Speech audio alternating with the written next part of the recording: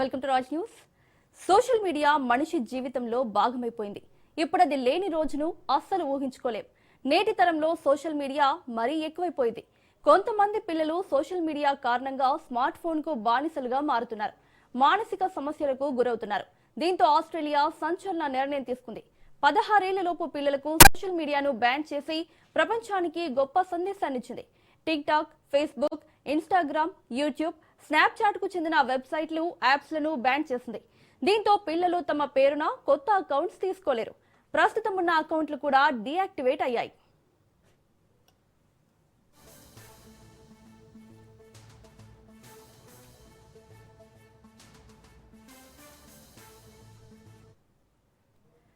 యువతను social media వ్యసనం నుంచి దూరం చేయాలనే ఉద్దేశంతోనే నిషేధాన్ని ఆస్ట్రేలియా ప్రభుత్వం తీసుకొచ్చింది. డిసెంబర్ 10 నుంచి నిబంధనలను ఉల్లంఘించిన టెక్ కంపెనీలకు 49.5 మిలియన్ ఆస్ట్రేలియన్ డాలర్ల వరకు జరిమానా విధించింది. అక్కడి పిల్లల జీవితాన్ని పూర్తిగా మార్చేసింది. నేను నా ఫోన్ కు బానిసను కానని నిర్భయంగా ప్రకటిస్తున్నారు కొందరు పిల్లలు. అయితే మరికొందరు మాత్రం నిషేధం పెద్దగా తేడా తేలేదంటున్నారు. నిషేధానికి ముందు ఎంత సమయం సోషల్ మీడియాలో గడిపానో ఇప్పుడు అంతే అంటున్నారు. నకిలీ బర్త్డేతో యూట్యూబ్, స్నాప్చాట్ అకౌంట్లు వాడుతున్నామంటున్నారు.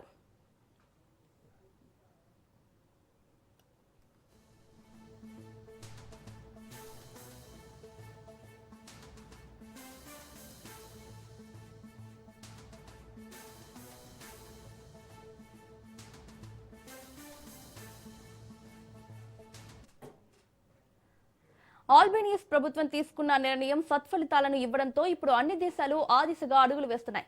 తాజాగా ఆంధ్రప్రదేశ్ ప్రభుత్వం సైతం ఆస్ట్రేలియా విధి విధానాలపై అధ్యయనం చేసేందుకు రెడీ అవుతోంది. దావోస్ వేదికగా 16 ఏళ్ల పిల్లలకు సోషల్ మీడియా బ్యాన్ చేసే దిశగా ఆలోచిస్తున్నట్లు ఐటీ మినిస్టర్ లోకేష్ చెప్పుకొచ్చారు. 16 ఏళ్లలోపు పిల్లలను సోషల్ మీడియా నుంచి బ్యాన్ చేసేందుకు చట్టపరమైన ఫ్రేమ్ వర్క్ సిద్ధం చేస్తున్నామన్నారు.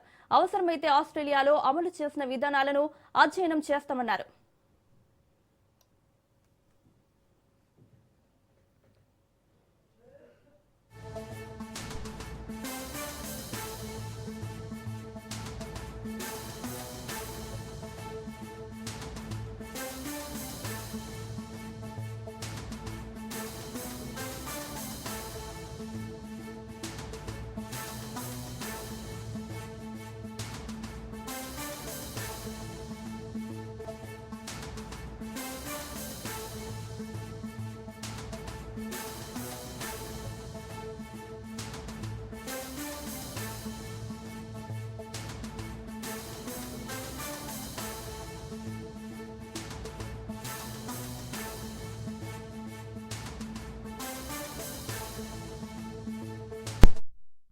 సోషల్ మీడియా టీనేజర్లకు వినోదం మాత్రమే కాదు, ఒత్తిడి, ఒంటరితనం, బోర్ నుంచి బయటపడే సాధనం.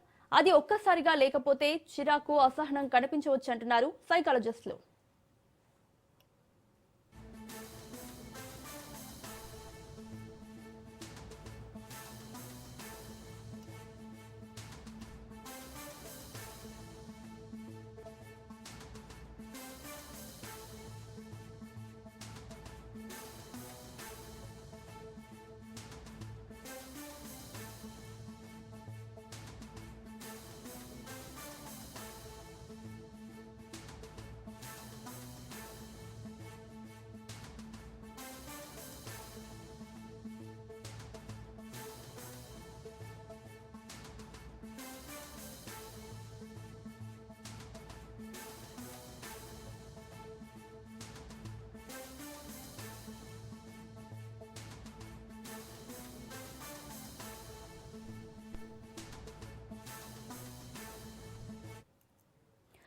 సోషల్ మీడియా మనిషి జీవితంలో భాగమైపోయింది. ఇప్పుడు అది లేని రోజును అస్సలు ఊహించుకోలేం. నేటి తరంలో సోషల్ మీడియా మరీ ఎక్కువైపోయింది. కొంతమంది పిల్లలు సోషల్ మీడియా కారణంగా స్మార్ట్ ఫోన్ కు బానిసలుగా మారుతున్నారు. మానసిక సమస్యలకు గురవుతున్నారు. దీంతో ఆస్ట్రేలియా సంచలన నిర్ణయం తీసుకుంది. 16 ఏళ్లలోపు పిల్లలకు సోషల్ మీడియాను బ్యాన్ చేసి ప్రపంచానికి గొప్ప సందేశాన్నిచ్చింది. TikTok, Facebook, Instagram, YouTube, Snapchat కు చెందిన వెబ్సైట్లు, యాప్స్ లను బ్యాన్ చేసింది. దీంతో పిల్లలు తమ పేరున కొత్త అకౌంట్స్ తీసుకోలేరు. ప్రస్తుతం ఉన్న అకౌంట్లు కూడా డీయాక్టివేట్ అయ్యాయి.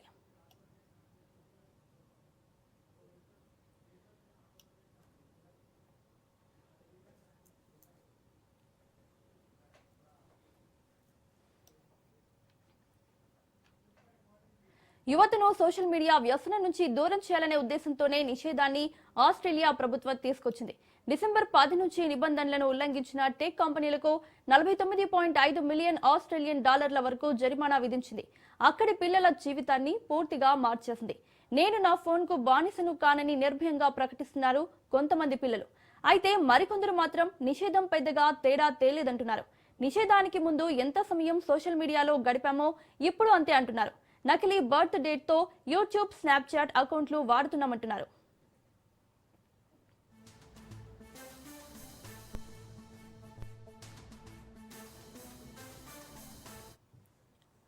ఆల్బేనియస్ ప్రభుత్వం తీసుకున్న నిర్ణయం సత్ఫలితాలనివ్వడంతో ఇప్పుడు అన్ని దేశాలు ఆ దిశగా అడుగులు వేస్తున్నాయి. తాజాగా ఆంధ్రప్రదేశ్ ప్రభుత్వం సైతం ఆస్ట్రేలియా విధి విధానాలపై అధ్యయనం చేసేందుకు రెడీ అవుతుంది. దావోస్ వేదికగా 16 ఏళ్ల పిల్లలకు సోషల్ మీడియా బ్యాన్ చేసే దిశగా ఆలోచిస్తున్నట్లు ఐటీ మినిస్టర్ లోకేష్ చెప్పుకొచ్చారు. 16 ఏళ్లలోపు పిల్లలను సోషల్ మీడియా నుంచి బ్యాన్ చేసేందుకు చట్టపరమైన ఫ్రేమ్ వర్క్ సిద్ధం చేస్తున్నామన్నారు. అవసరమైతే ఆస్ట్రేలియాలో అమలు చేసిన విధానాలను అధ్యయనం చేస్తామన్నారు.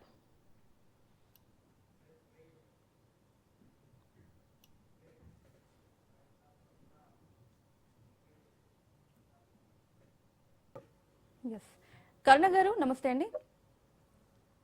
నమస్తే అండి. ఈ సోషల్ మీడియా వల్ల ఎన్ని ప్రయోజనాలు ఉన్నాయో అలాగే అన్ని అప్రయోజనాలు కూడా ఉన్నాయి. చాలా మంది కూడా యువత కానీ పిల్లలు కానీ చూడని కంటెంట్ ఎంతో సోషల్ మీడియాలో రూల్స్ లేకుండా పోస్ట్ చేయడం వల్ల అది చెడు ప్రభావం అయితే చూపిస్తోంది పిల్లలపైన. సో దీనిపై మీరేమంటారు? ఈ బ్యాన్ చేసే విధానాన్ని మీరు ఎలా చూస్తున్నారు? థ్యాంక్ యూ అండి. First of all happy republic day అందరికి. సో ఒక్కటి ఏం చెప్పాలనుకున్నామంటే, సో మీరే అది పాయింట్అవుట్ చేశారు. సో డెవలప్మెంట్ ఎంత ఉంటుందో మనకి అదర్ సైడ్ లో మనకి డిసడ్వాంటేజెస్ కూడా సమ్ టెక్నాలజీ కానీ సైన్స్ కానీ సోషల్ కానీ దేంతోనైనా అది so 2 sides of a coin అని చెప్పేసి మాట్లాడుకుంటా ఉంటాం మనం. సో దీంట్లో ఎస్పెషల్లీ సోషల్ మీడియాకి వచ్చేసరికి మేము ఎగ్జాక్ట్లీగా వాట్ వీఆర్ డూయింగ్ అనేది ఒక చిన్న 2 లైన్లో చెప్పి దాని తర్వాత ఏం చేయొచ్చు అనేది మనం కూడా మాట్లాడుకోవచ్చు. సో సోషల్ మీడియాలో we basically work for prevention of online child sexual exploitation. So ఇక్కడ మనకి ఎక్స్‌ప్లాయిటేషన్ అనేది రకరకాలుగా ఉంటది. సో దానివల్ల హెల్త్, ఇప్పుడు ఫోన్లు ఎక్కువ చూడడం వల్ల పిల్లలకి ఐ ప్రాబ్లమ్స్ వస్తున్నాయి అని చెప్పేసి, హెల్త్ ప్రాబ్లమ్స్ వస్తున్నాయి అని చెప్పేసి, సో మెంటల్ ట్రామాకి గురయ్యే ఛాన్సెస్ వస్తున్నాయి అని చెప్పేసి చాలా రకాల సమస్యలు ఉంటాయి. దాంతో పాటు sexual exploitation of girls and even boys teenage age లో ఉన్న పిల్లలకు కూడా చాలా రేట్లో ఉన్నదన్నమాట. సో దాన్ని బేసిక్ గా ఫోకస్ చేస్తే మేము వర్క్ చేస్తా ఉన్నాము. సో ఏదైతే మనం చూసుకుంటున్నామో సెక్షువల్ ఎక్స్‌ప్లాయిటేషన్ అనేది ఇన్ని రోజులు మనము ఆఫ్లైన్ లోనే జరుగుతుంది, అది మెయిన్ గా గర్ల్స్ కే జరుగుతుంది అని ఒక పర్సెప్షన్ లో ఉండేవాళ్ళము. సో ఇప్పుడు అది it came in to online. So every girl or every bye who is on the social media is vulnerable to the exploitation. అది ఏ రకమైన ఎక్స్‌ప్లాయిటేషన్ అయినా కావచ్చు. ఇప్పుడు మీరు చెప్పినట్టు యూత్ ఎవరైతే mostly addicted to social media ఉన్నారో, సో వాళ్ళకి ఏమవుతుంది అని అంటే, సో ఒక పక్క వాళ్ళు సఫర్ అవుతూ ఇంకొకరిని సఫర్ చేసే ఛాన్సెస్ ఇందులో ఎక్కువ ఉంటాయి. సో అది బాయ్స్ కానీ, మన దగ్గర కొన్నిసార్లు మనం ఏమనుకుంటున్నాం అని అంటే గర్ల్స్ మాత్రమే ఇందులో సఫర్ అవుతున్నారు అని అనుకుంటాం. మా దగ్గర ఉన్న కేస్ స్టోరీస్లలో సో గర్ల్స్ వల్ల కొన్నిసార్లు బాయ్స్ ఫేస్ చేసే ఇబ్బందులు కూడా ఉంటాయన్నమాట. So we call it as like cyber bullying కావచ్చు, స్టాకింగ్ కావచ్చు, సెక్షువల్ ఎక్స్‌ప్లాయిటేషన్ ఆర్ మేము దాన్ని ఎక్స్‌ప్లాయిటేషన్ అని చెప్పేసి సెక్స్ టార్చర్ అని మాట్లాడుతూ ఉంటాము. సో ఇలాంటి రకాలైన సమస్యలన్నీ కూడా పిల్లలు సఫర్ అవుతా ఉన్నారు. సో దీన్ని మనం చెక్ పెట్టాలంటే డెఫినెట్లీ ఆస్ట్రేలియా తీసుకొచ్చిన ఏదైతే మనకి బ్యాండ్ అనే సిస్టమ్ ఉందో, so of course it is very effective. So అలాంటి ఒక స్ట్రాంగ్ చట్టం మన దగ్గర రావాలంటే of course it takes time, but definitely అది ఒక యూస్ఫుల్ వెపన్ గానే మనం వాడవచ్చు అని మనం ఈజీగా చెప్పొచ్చు. కాకపోతే దానికంటే ముందు మనం ఏం చేయొచ్చు అని అంటే, ఇంతకుముందు శ్రీకాంత్ సార్ చెప్పినట్టు కొన్ని మనం ఏదైతే రెగ్యులేషన్స్ చేయగలుగుతామో, మేము మా దగ్గర నుంచి వెళ్ళి ఎస్పెషల్లీ సోషల్ మీడియా వల్ల పిల్లలు ఎంత సఫర్ అవుతున్నారో ఒక పక్కన చెప్తే, సోషల్ మీడియా ద్వారానే ఎలా సోషల్ మీడియా క్యాంపెయిన్స్ చేయొచ్చు. మెయిన్ గా ఈ సోషల్ మీడియా ఎక్స్‌ప్లాయిటేషన్ తగ్గించడానికి, పిల్లల్లో అవేర్నెస్ తీసుకురావడానికి మేము సోషల్ మీడియా క్యాంపెయిన్ చేస్తూ ఉంటాం. అది కూడా ఎవరితో చేస్తూ ఉంటాం అంటే మెయిన్ గా మళ్ళీ యూత్ ని మేము సెలెక్ట్ చేసుకుంటాం. సో కొంతమందిని యూత్ ని సెలెక్ట్ చేసుకొని వాళ్ళని ఎడ్యుకేట్ చేసి వాళ్ళకి డిఫరెంట్ టైప్స్ ఆఫ్ ట్రైనింగ్స్ ఇచ్చేసి, communication skills, social media awareness skills, safety skills ఇవన్నీ ఇచ్చేసి మేము వాళ్ళతోని సోషల్ మీడియాలోనే అవేర్నెస్ క్యాంపెయిన్స్ అని చేస్తా ఉన్నాము. So that is giving us the best result. So it is reaching out to the lakhs of people ఎట్లా social మీడియాని యూజ్ చేసుకోవాలి. So we call it as the safe usage of on. 1 second. Okay. Karuna గారు, అయితే ఆస్ట్రేలియాలో అయితే ప్రవేశపెట్టిన ఈ విధానం సత్ఫలితాలను అయితే ఇస్తోంది. కొంతమంది పిల్లలు అయితే సోషల్ మీడియా బ్యాన్ చేయకముందు మేము ఎలా ఉన్నామో, బ్యాన్ చేసిన తర్వాత కూడా అలానే ఉన్నాం, మాకేం పెద్ద ఎఫెక్ట్ అయితే లేదు అనేసి అంటున్నారు. ఇంకొందరు మాత్రం ఈ నకిలీ బర్త్ డేట్తో యూట్యూబ్ మరియు స్నాప్చాట్ అకౌంట్స్ ఇట్లా తీసుకొని వాడుతున్నట్లుగా తెలుస్తుంది. సో బ్యాన్ చేసినప్పటికీ కూడా మళ్ళీ వాడకం అయితే జరుగుతోంది ఎంతో కొంత. సో దీన్ని ఎలా చూడాలి? కోర్స్ మన దగ్గర కూడా ఇప్పుడు మన ప్రతి చట్టానికి చాలా స్ట్రిక్ట్ రూల్స్ అండ్ రెగ్యులేషన్స్ ఉంటాయి, స్ట్రిక్ట్ పనిష్మెంట్స్ ఉంటాయి. బట్ స్టిల్ అందులో ఉండే లూప్ హోల్స్ ని యూజ్ చేసుకోవడము, దాని నుంచి వెళ్ళి ప్రాబ్లమ్స్ క్రియేట్ చేయడం అనేది అది కామన్ గా జరుగుతూ ఉంటది.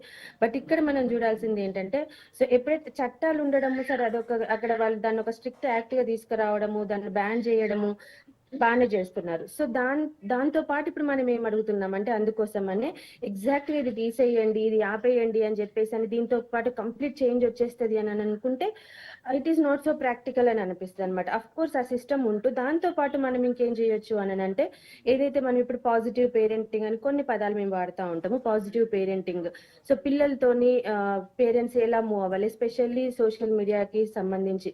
అంటే వాళ్ళు సోషల్ మీడియా యూజ్ చేసేటప్పుడు వాళ్ళు ఏం కంటెంట్స్ చూస్తున్నారు, ఎంతసేపు చూస్తున్నారు అనేది పేరెంటల్ కంట్రోల్ యాప్స్ పెట్టుకోవడం ద్వారానో, లేదా వాళ్ళల్లో సోషల్ మీడియా చూడడం వల్ల ఎలాంటి అనర్థాలు వస్తాయని ఒక అవగాహన తల్లిదండ్రుల నుంచి పిల్లలకు వెళ్ళడం అనేది చాలా ఇంపార్టెంట్ అని మేము నమ్ముతా ఉంటాము.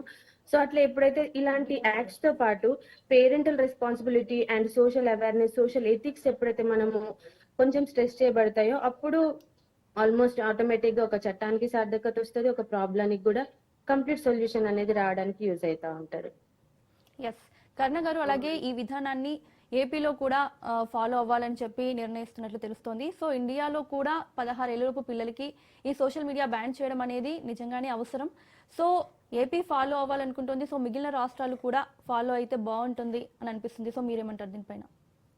డెఫినెట్లీ అండి, ఏదన్నా మంచి జరుగుతుంది పిల్లలకి, ఎస్పెషల్లీ మేము as a social activities related to children, పిల్లలకు మంచి జరుగుతుంది అన్నప్పుడు ఏ సిస్టమ్ నైనా ఆహ్వానించడం అనేది చాలా మంచిది.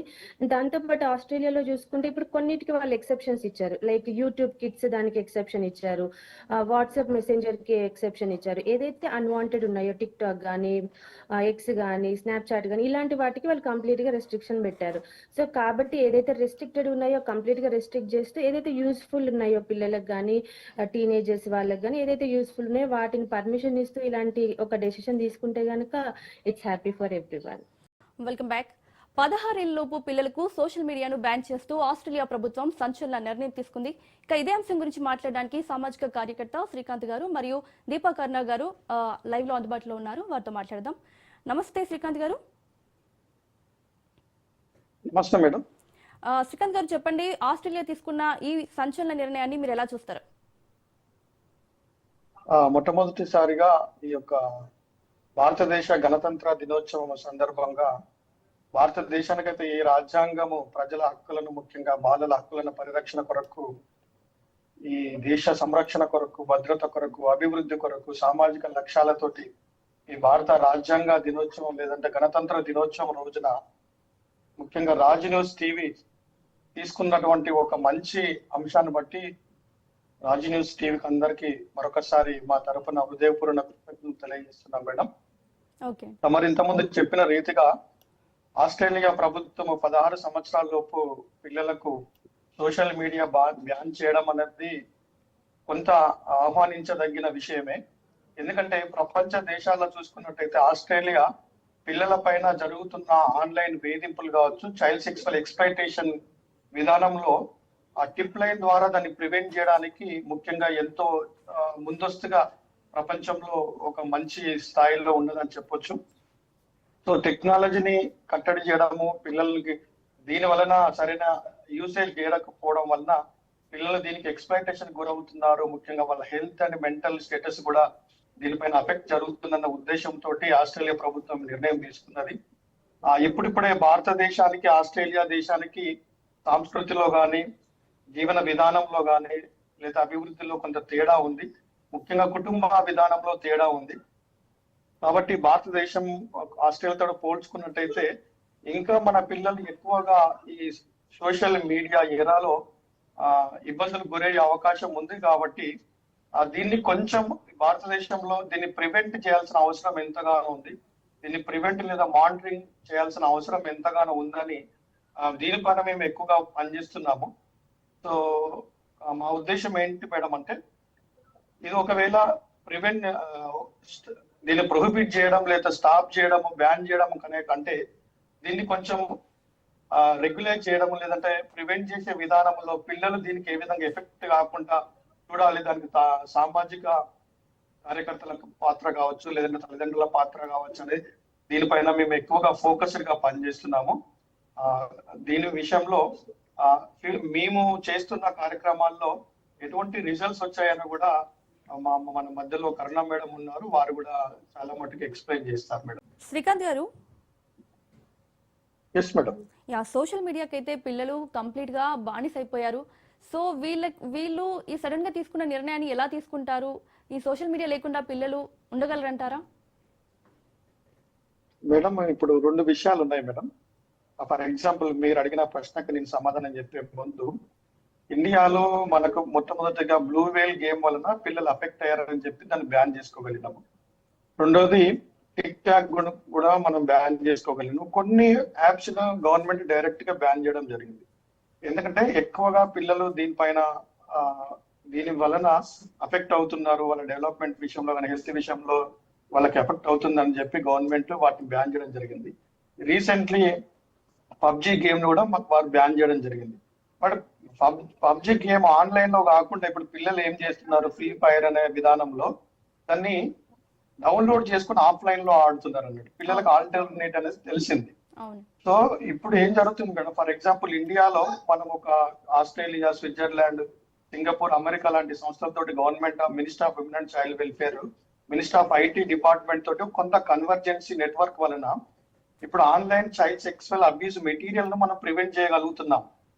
ఎవరైనా పిల్లల ఫోన్ సైట్స్ కానీ లేకపోతే సీసామ్ మెటీరియల్ కానీ సర్క్యులేట్ చేసినా, డౌన్లోడ్ చేసుకొని చూసినా కూడా దాన్ని ఈజీగా మానిటరింగ్ చేయగలుగుతున్నారు. ఆ సర్వర్ ద్వారా గుర్తించి ఎవరైతే డౌన్లోడ్ చేసుకొని చూస్తున్నారో వారిపైన డిఫరెంట్ సెక్షన్స్ పైన కూడా కేసులు పెట్టడం జరుగుతుంది. ముఖ్యంగా పాక్సో కేసు చట్టం కూడా దీనిపైన కేసులు పెట్టడం జరుగుతుంది. ఈ ఎగ్జాంపుల్ నేను ఎందుకు చెప్తున్నాను మేడం అంటే, ఏదైనా ఒక ఇంటర్నెట్ సర్వీస్ యూజర్ ద్వారా లేదా సిమ్ కార్డ్ ద్వారా పిల్లలకు సంబంధించిన సీసామ్ ను చూస్తున్నారంటే ఆ మానిటరింగ్ సిస్టమ్ అనేది ఖచ్చితంగా గవర్నమెంట్ ఆఫ్ ఇండియా దగ్గర ఇప్పుడు ఉంది. సో ఒకవేళ ఈ పిల్లలు వాళ్ళ వయసుకు తగ్గ పిల్లలు సోషల్ మీడియాని ఏ విధంగా వాడుతున్నారు అనేది కూడా డిపార్ట్మెంట్ ఆఫ్ ఐటీ కానీ లేదంటే minister of women and child welfare కానీ చొరవ తీసుకొని ఇప్పుడు సైబర్ సెల్ ద్వారా ప్రతి సోషల్ మీడియాను పైన కనుక మానిటరింగ్ చేయగలిగితే దీనిపైన పిల్లలు కానీ పెద్దలు కానీ ఒక అవేర్నెస్ వచ్చే అవకాశం ఉంటుంది అనేది ఉద్దేశం మేడం. సో దీన్ని ఖచ్చితంగా ఇది ఎలక్ట్రానిక్ మానిటరింగ్ జరగాలనేది ఉద్దేశము. అప్పుడు మాత్రమే పెద్దల్లో కానీ పిల్లల్లో కానీ మిస్యూజ్ ఆఫ్ సోషల్ మీడియా కావచ్చు, లేకపోతే అధికంగా సోషల్ మీడియాకు అడిక్ట్ కాకుండా ఉండే అవకాశం ఉంటుంది. రీసెంట్లీ వరంగల్ చైల్డ్ వెల్ఫేర్ కమిటీకి ఒక కేసు వచ్చింది మేడం. ఎగ్జాంపుల్ మీకు చెప్తున్నాను. ఆ పిల్లవాడు ఏంటంటే కంప్లీట్ గా మొబైల్ కి అడిక్ట్ అయ్యాడు అన్నట్టు. సో ఎక్కడికి వెళ్ళినా తనకు ఎటువంటి రిహాబిలిటేషన్ థెరపీ లేదు. సో మేము చైల్డ్ డెవలప్మెంట్ సెంటర్ కి రిఫర్ చేస్తున్నాము. ఇక్కడ వరంగల్లో అటువంటి ఫెసిలిటీ లేదు కాబట్టి హైదరాబాద్ లాంటి సిటీలో ఒక ఎక్స్పర్ట్స్ ద్వారా వీళ్ళకి కౌన్సిలింగ్ ఇవ్వడము, లేకపోతే సైకియాట్రిక్ విధానంలో వీళ్ళకి ట్రీట్మెంట్ కావాలని చెప్పి తల్లిదండ్రులు కూడా అడుగుతున్నారు. సో ఈ ప్రభావం ఉంది. కాకుంటే మేము అడుగుతున్నామంటే దీన్ని ఇమీడియట్ గా గవర్నమెంట్ ఒక ఎన్ఫోర్స్మెంట్ విధానంలో ఇప్పుడు జరిగే ప్రక్రియ జరగదు కాబట్టి దీనికి సంబంధించి తల్లిదండ్రుల్లో కానీ పిల్లల్లో కానీ కమ్యూనిటీలో అందరిలో కానీ ముఖ్యంగా డిపార్ట్మెంట్ లో సోషల్ యూజ్ మీడియా వలన పిల్లలు ఏ విధంగా అఫెక్ట్ అవుతున్నారు, దీన్ని ఏ విధంగా గుర్తించాలి, ఎవరికి రిపోర్ట్ చేయాలని, ఏ విధంగా పిల్లల్ని అర్థం చేసుకోవాలని ఒక పాజిటివ్ పేరెంటింగ్ కూడా మేము నేర్పిస్తున్నాం మేడం. సో అది నేను చెప్పాల్సిన పాయింట్. ఓకే, ఎస్ శ్రీకాంత్ గారు, ఈ ఒక్కసారిగా సోషల్ మీడియా నుంచి బయటికి రావాలనుకున్న పిల్లలు మాత్రం ఈ మానసిక ఒత్తిడికి, ఒంటరితనానికి గురవుతున్నట్లుగా తెలుస్తోంది. సో సోషల్ మీడియా నుంచి పూర్తిగా బయటపడగలరంటారా? అంటే నేను దాని ప్రకారం అయితే ఏజ్ వైజ్ చెప్పగలవు మేడం. అంటే 3, 4, 5 years లోపు పిల్లల మెంటల్ స్టేటస్ ఏ విధంగా ఉంటుంది, 6 to 10 years పిల్లల మెంటల్ స్టేటస్ ఏ విధంగా ఉంటుంది, తర్వాత 11 to 16-17 ఇయర్స్ పిల్లల్లోపు ఏ విధంగా ఉంటుంది అన్నది depends of their mental status అని చెప్పొచ్చు మేడం. బట్ ఏంటంటే ఇప్పుడున్న పరిస్థితులలో ఆ పిల్లలు అన్నది సడన్ గా ఇప్పుడు మనం ఉదాహరణకు మొన్న నేపాల్ సంఘటన మనకు తెలిసి ఏం జరిగిందో, జెన్జీ ఎవల్యూషన్ ఎందుకు వచ్చింది అనేది మనకు తెలుసు. సో ఇది చాలా సున్నితమైన అంశము, పిల్లలకు సంబంధించిన అంశం కాబట్టి దీని మీద కొంత చర్చ జరిగిన తర్వాత పూర్తిగా ఒక ప్రివెన్షన్ చేస్తున్నాం లేదా ప్రొహిబిట్ చేస్తున్నాం అని ఒక మెసేజ్ క్లియర్ గా వెళ్ళిన తర్వాతనే దీనిపైన ఒక నిర్ణయం తీసుకుంటుందనేది ఒకటి తీసుకుంటే బాగుంటుందని మా ఉద్దేశం మేడం. ఎందుకంటే ఆ పిల్లల్ని కానీ పెద్దల్ని కానీ మనం మెంటల్ గా ప్రిపేర్ చేసిన తర్వాత ఇది సాధ్యమవుతుందని ఒక ఆలోచన ఉంది. దానికంటే ముందు మనము as a news Raji news ద్వారా తర్వాత మిగతా మన ప్రేక్షకులందరికీ పిల్లలకు కానీ తల్లిదండ్రులకు కానీ సమాజం గురించి చెప్పాల్సిన అవసరం ఏంటంటే సోషల్ మీడియాలో స్క్రీనింగ్ టైం అనేది తప్పనిసరిగా తగ్గించేందుకు ప్రయత్నం చేయాలి అనేది ఒక ఉద్దేశం మేడం. క్రమక్రమంగా 8 hours 10 hours సోషల్ మీడియాకు అడిక్ట్ అయిన అబ్బాయి ఒక 1-2 hours కు తన స్క్రీనింగ్ టైంకి వచ్చినట్టయితే దాని రిజల్ట్ వేరే ఉంటుంది. సో దీని విషయంలో మనం మెంటల్ ప్రిపేర్నెస్ అనేది చాలా ముఖ్యము. తర్వాత గవర్నమెంట్ పరంగా ఎటువంటి యాక్షన్ వచ్చినా కూడా ఆ గవర్నమెంట్ పిల్లల్ని దాని మీద పూర్తి స్థాయిలో అఫెక్ట్ కాకుండా చూడాల్సిన బాధ్యత కమ్యూనిటీ పైన మన పైన కూడా ఉందని అనుకుంటున్నాం. రైట్, థ్యాంక్ యూ శ్రీకాంత్ గారు, కరుణ గారు, స్పెషల్ డిస్కషన్ లో పాల్గొన్నందుకు థ్యాంక్ యూ సో మచ్.